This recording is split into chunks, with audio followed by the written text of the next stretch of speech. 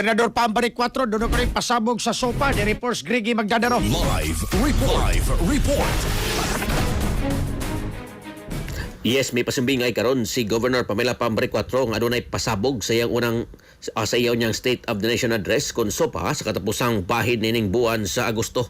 Kini ang giluwatan nga pamahayag ni Bari 4 diyang gipangutana sa mga tigbalita atol sa pagbukas sa ika-457 nga founding anniversary sa probinsya Sugbo kaganiha Agosto 3 tuig 2026. Wan hinom detalye pa si Bari 4 unsa ang pasabog nga iyang gisgutan apan may pasumbingay kini nga may kalabutan sa mga badlongon nga ngayon silang magmatngon gawa sa mong atanganan nga pasabog ni Bari 4 mibutyag usab ang gobernadora nga matod pa sentro niya sa iyang zona o SOPA mao ang iyang nabuhat sa miaging tuig sa iyang pagdala sa rindas pagamhanan sa probinsya Sugbo. Din sentro niya niini mao ang iyang mga healthcare initiative o uban pang nabuhat sa usa ka tuig niya diha mismo sa katungdanan sa Kapitolyo.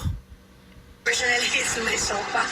Yeah, it's my SOPA because that will be the time that I'll be able to tell the people in the province the accomplishment that we have done the past years. No? So, ako challenge karon kay ingon sila nga 1 hour ako no, but I really have to do things one by one. Ako amot kasi sobrang yun yung 1 hour sa kadaghan. Yeah, but anyway, watch out something to me. Ang kay mahatagop nga hintod sa mga topics nga iwang gusto. At saka itong healthcare, no? Yeah. Kunya, natin pasabog. Watch out niya. Kanang mga badungon niya. Can we have a games? What is that pasabog? Sabog. No, wag na lang. End of the month, para may makita, ha?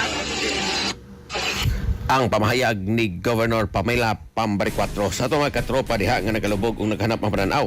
Inom kanunay og Vision X Plus of gel capsule gumikan kay kini kompleto sa mga phytonutrients nga moprotektar sa itong mga mata aduna kini lutein, beta-carotene, vitamin E ug zeaxanthin. Alang sa kusang Pilipino para sa Pilipinas kini ang katropa Gregi Magdadaro, XFM News. XFM report. Cellphone Plus Gold, mapalit sa mga butika sa inyong lugar.